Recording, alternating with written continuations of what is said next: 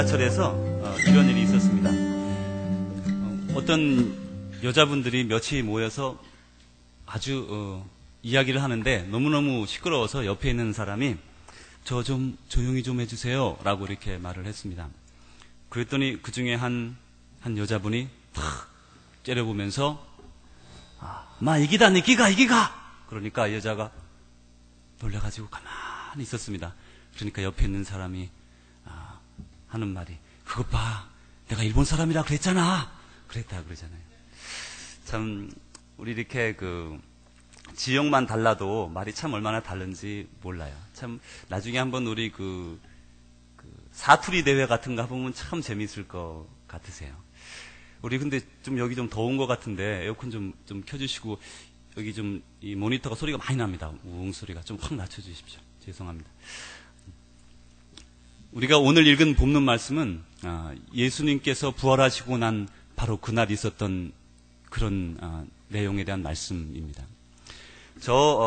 미국에는 미국의 교회를 주도적으로 이끄는 그런 목사님들이 몇 분이 계세요. 우리가 잘 아는 릭 워런 또 그리고 빌 하이빌스 목사님 같은 분이 있습니다. 이제 그분들은 거의 60이 넘어서 나이가 많이 되셨습니다.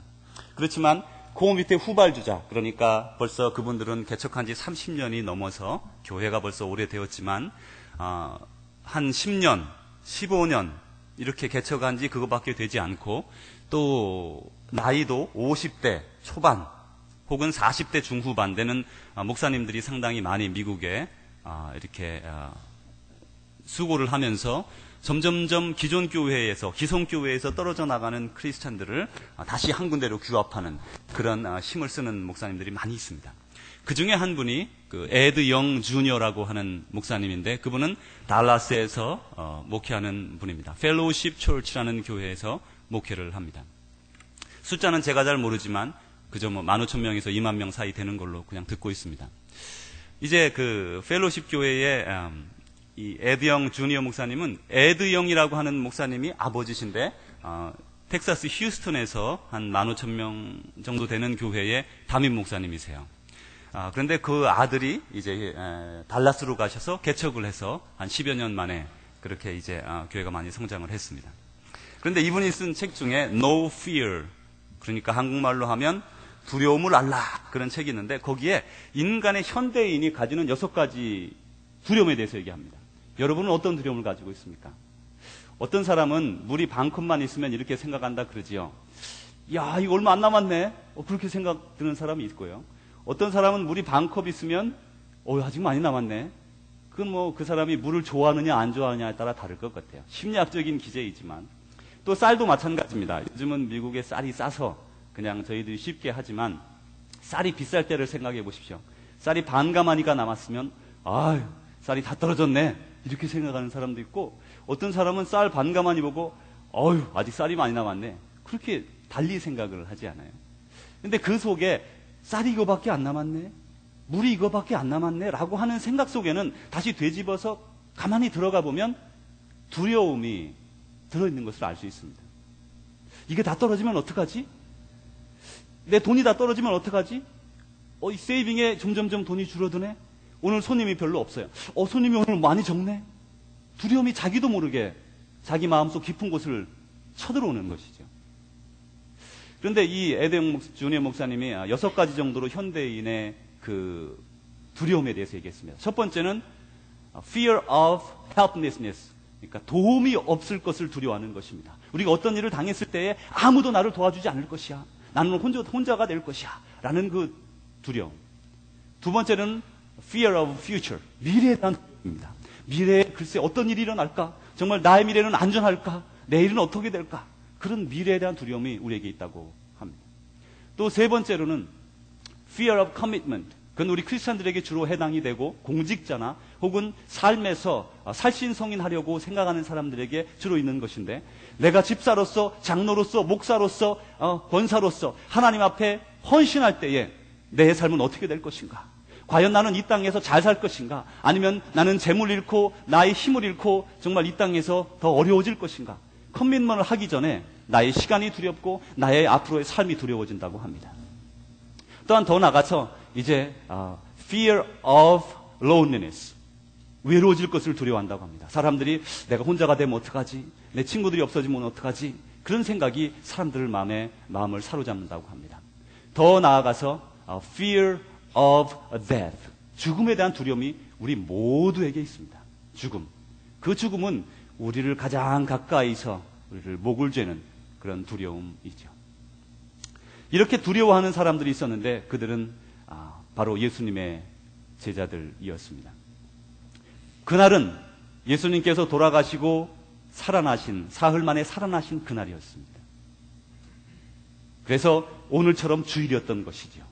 이 주일날 막달라 마리아와 다른 마리아가 저 무덤으로 쫓아 올라가서 아주 새벽 미명이었어요.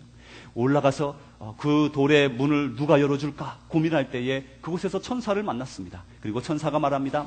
예수님은 전에 말했던 대로 살아나셔서 너희들을 만날 것이다. 가서 제자들에게 전하라. 이렇게 말씀하셨어요. 그리고 내려오는 길에 예수님께서 그들에게 나타나셨습니다. 그리고 그들에게 말씀하십니다. 마리아야, 마리아야, 내니 두려워 말라. 이렇게 예수님께서 막달라 마리아와 다른 마리아를 만나주셨던 바로 그날, 예수님이 부활하신 날, 그 소식을 듣고 역시나 예수님의 수제자인 베드로와 또한 요한이 같이 쏜살같이 무덤으로 올라가 보았습니다. 갔더니 여기엔 아무것도 없었어요. 빈 무덤이었습니다. 예수님을 감쌌던 그 시신을 감쌌던 린넨만 개켜 있었습니다. 이상하게 생각하며 집으로 돌아오는데 성경에 보면 예수님께서 베드로를 만나주셨다 그렇게 말씀합니다. 베드로가 예수님을 만났어요. 살아나신 예수님을 만나서 이제 흥분했던 바로 그날. 11제자는 아니지만 다른 제자 중에 속하는 두 제자가 엠마오라고 하는 길로 예루살렘에서 터벅터벅 내려갈 때였습니다. 그것은 예루살렘에서 그 엠마오까지는 6마일 정도 되는 거리입니다. 터벅터벅 이 거의 길을 내려가는데 어떤 분이 와서 같이 얘기를 나눠줍니다. 그때 알게 된 것이 바로 이분이 예수님인 것을, 살아나신 예수님인 것을 알게 되었어요. 기쁜 마음으로 다시 예루살렘으로 그 저녁에 돌아왔습니다. 그리고 제자들에게 말합니다. 내가 살아나신 예수님을 만났습니다. 제자 여러분, 우리 사도 여러분, 제가 만났습니다. 이런 많은 소식들이 그들에게 들려올 때에 마가의 다락방에 모두 함께 모여서 기쁨을 나누며 예수님이 살아나셨대, 예수님이 살아나셨대, 말씀대로 부활하셨대, 그런 흥분을 나누고 있는 가운데 모인 무리가 바로 11제자들이었습니다. 그런데 왜 기쁨과 흥분과 감격 속에 있는 예수님의 그 부활을 기뻐하는 사람들이 왜 그 집의 문은 꼭꼭 걸어 잠가 두어야 했을까요? 그들은 문을 아주 꼭꼭 걸어 잠그고 그리고 지나가는 발걸음에 귀를 기울이며 무슨 일이 일어나지는 않을까 전전긍긍하고 있습니다. 왜 그렇습니까? 바로 두려움 때문입니다. 두려움. 그들의 마음에 두려움이 찾아온 것입니다. 비록 예수님이 살아났다고 하실지라도, 아니 예수님이 부활하셔서 우리 가운데 오신다 할지라도, 오셨다 할지라도, 내가 만났다 할지라도 그 마음 속에 두려움이 아직도 남아 있었기 때문입니다. 그 두려움. 예수님의 제자들은 그곳에 함께 모여 이야기를 나눕니다. 아니 예수님이 다시 살아나셨대. 그래? 정말이야? 그래, 내가 만났어. 예수님을 만났어. 그렇게 서로 이야기를 나누지만 역시 그들 마음 가운데는 두려움으로 가득 차 있었던 것을 압니다.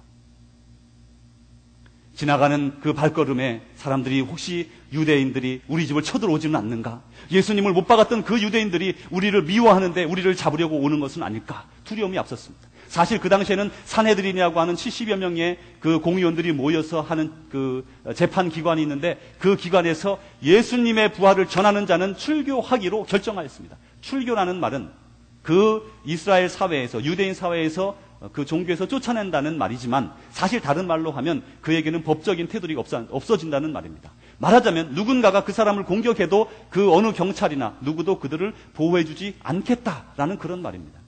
생명의 위협을 느끼는 것입니다. 실제로 그들은 예수님을 십자가에 못 박아 죽게 하신 것처럼 이 제자들도 언제든지 맘만 먹으면 십자가 형이 아닌 아주 단순한 형으로 없애버릴 수가 있었습니다. 실제로 그런 일이 일어났는데 사도 야고보가 그 후에 얼마 있다가 그들에게 헤롯을 통하여 생명을 잃게 되고 또 처음 7 집사 중에 한 명인 스데반 집사님도 순교를 하게 됩니다. 이런 두려움들이 그들의 마음속에 가득 차 있는 가운데 그들이 전전긍긍하며 있는 것입니다. 어떻게 하면 좋아? 어떻게 하면 좋아? 분명히 예수님은 살아나셨는데 두려움이 가득 차 있다는 거예요. 바로 우리하고 비슷하지 않습니까?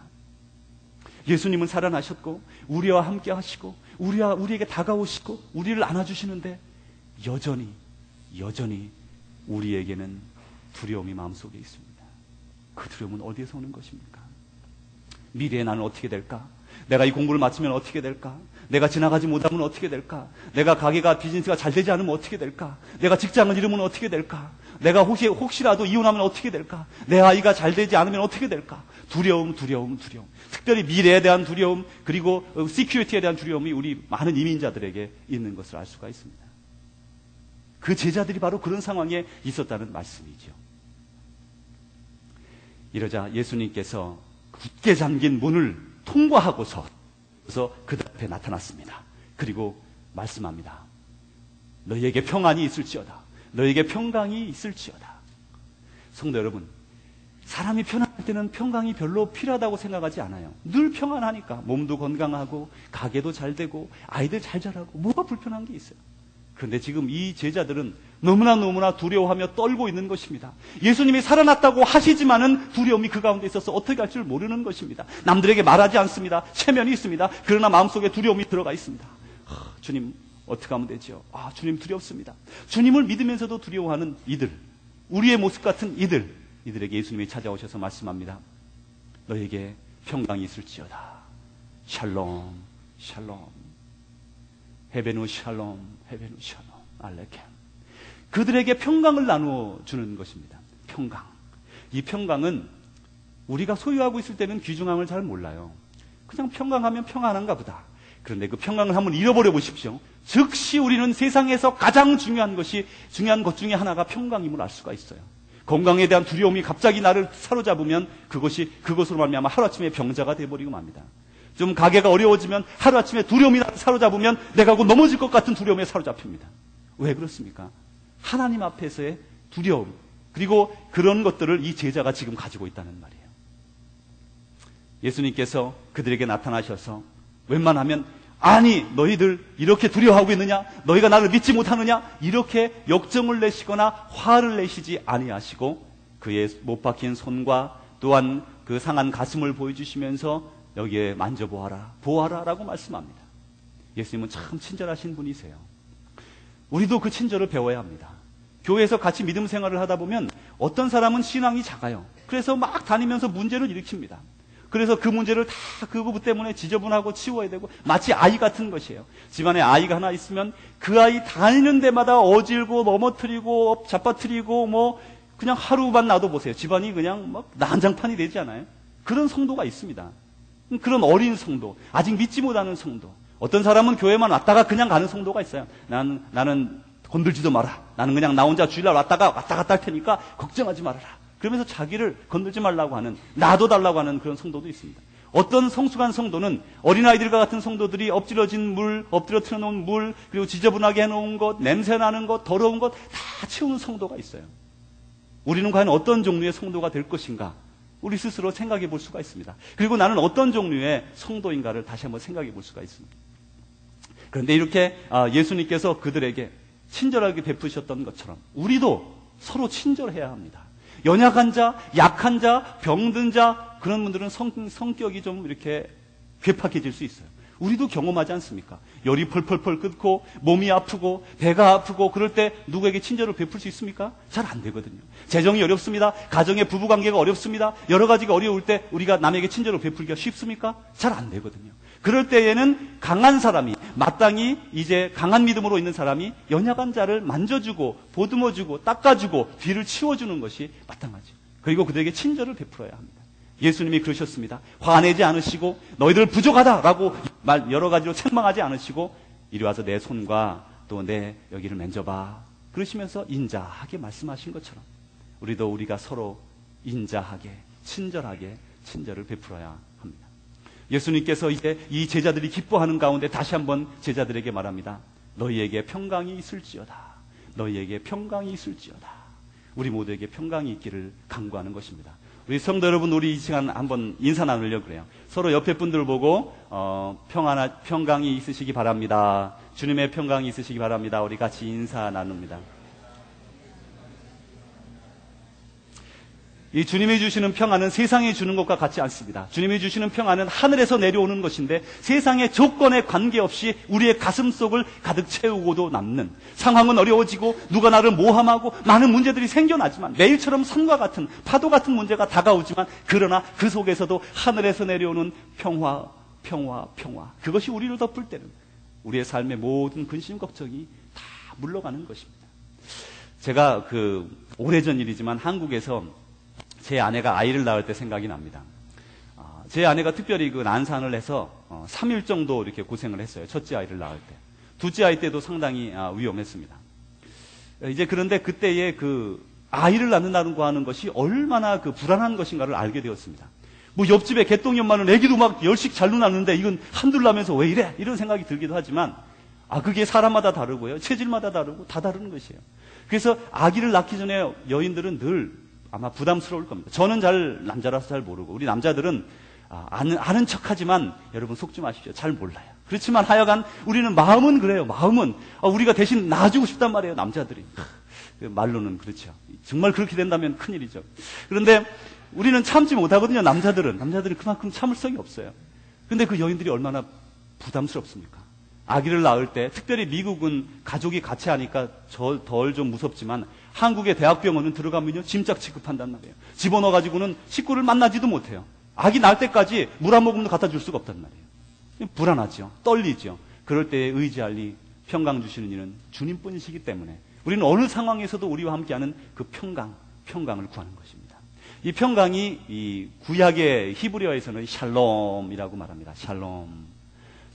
우리 맨날 그렇게 인사하잖아요. 그런데 신약으로 오면 샬롬과 동일한 말이 헬라어 말로는 에이레네라는 말입니다. 근데 이 말은 어떤 뜻이란가 하면 두 개로 분열되었던 것이 하나로 합쳐지면서 얻어지는 고요함, 안정, 그런 것입니다. 여러분 가정에 부부가 둘로 갈라지면 얼마나 괴롭습니까? 가정이 어느 날 갑자기 지옥이 돼버려요. 아니 어제 저녁까지만 해도 그렇게 서로 안아주고 뽀뽀하고 그렇게 일어났는데 아침에 뭔가로 싸우고 나면 가정이 그 즉시 지옥이 돼버려요. 정말 이상한 신비가 가정에 있는 것 같아요. 그렇게 서로 사랑한다고 그렇게 말해놓고 무슨 일 하나로 딱 부딪히면 즉시 그 가정이 얼마나 껌껌해지는지 몰라요. 그 평안을 잃어버린다는 것이 얼마나 우리에게, 그래서 가정생활을 할 때 늘 조심하지 않습니까? 우리가 말 한마디도 조심하고, 혹시 내가 아내의 마음을 상하게 할까, 혹시 내가 남편을 좀 마음을 아프게 할까, 서로 조심하며 매일같이 이렇게 걸어갑니다. 또 그뿐 아니라 국가도 보십시오. 양 두 정당이 있지만 정당이 정반대로 나아가며 싸운다면 그 나라는 결국 망해버리고 말 것입니다. 교회도 마찬가지입니다. 교회는 하나님의 우리에게 주신 예수 그리스도의 몸입니다. 그리고 교회는 우리 모두는 하나님의 자녀로서 형제자매예요. 여러분 사실 우리가 말로 형제자매다 그러고 돌아서면 내가 무슨 네 형제냐 이렇게 말할 수 있어요. 그렇지만 하나님은 우리에게 말씀하셨습니다. 너희들은 하나님 안에서 형제자매야. 제발 그것을 정말 믿어다오. 우린 정말 형제자매입니다. 정말 형제자매예요. 근데 가끔 우리 자랄 때 보면 알지만 집안에 막 열씩 이렇게 자라다 보면 뭐 둘째하고 넷째하고 사이가 안 맞고 뭐 이런 게 있어요. 그래서 저거는 정말 나하고 성격이 안 맞아. 그래도 그걸 쫓아낼 수 있습니까? 때릴 수 있습니까? 미워할 수 있습니까? 못 그러잖아요. 아무리 달라도 형제 중에 그래 못한다고요. 왜냐하면 형제니까. 형제자매니까. 우리 모두 형제자매란 말이에요. 주님 안에서 형제자매가 그 두 개로 분열되어지고 깨어지고 마음이 상하면요 그 속에 평강을 잃는 것이에요. 그러면 교회가 어려워지고 힘들어지고 마음이 아파지고 어떤 일이 있더라도 어떤 연약한 일을 행하더라도 연약한 것을 이해하고 받아주고 어릴 때는 다 그래 라고 받아주는 그런 너른 마음이, 그런 평강이 우리 가운데 필요한 것이죠. 이렇게 평강이 우리 가운데 찾아오도록 예수님은 두 번째나 너희에게 평강이 있을지어다. 너희에게 평강이 있을지어다 라고 말씀합니다. 성경에 보면 특별히 그 구약에 보면 이런 말씀을 합니다. 이사야 41장 10절의 말씀입니다. 두려워 말라 내가 너와 함께 함이니라. 놀라지 말라 나는 내 하나님이 됨이니라. 내가 너를 굳세게 하리라. 참으로 너를 도와주리라. 참으로 나의 의로운 오른손으로 너를 붙들리라. 이렇게 말씀하셨습니다. 어느 상황에 와도 두려워하지 말라. 내가 너와 함께함이라. 놀라지 말라. 나는 내 하나님이 됨이니라. 내가 너를 굳세게 하리라. 참으로 너를 도와주리라. 참으로 나의 의로운 오른손으로 너를 붙들리라. 우리가 어디로 나가든지 두려워할 일이 없습니다. 이 예수님이 그 자리에 찾아가자 예수님을 만났던 그 제자들이 평안을 찾습니다. 그리고 두려움이 다 물러갔습니다. 심지어 죽음의 두려움도 물러가서 나중에는 길거리에 나가 전도하며 그들에게 바리새인들에게 잡혀서 또 제사장들에게 잡혀서 감옥도 갔다가 나오고 들락날락하는 일이 생겨납니다. 두려움이 없어지는 것입니다. 더 이상 삶에서 두려움이 사라지는 것이에요. 그렇습니다. 우리가 주님을 만나면 두려움이 사라집니다.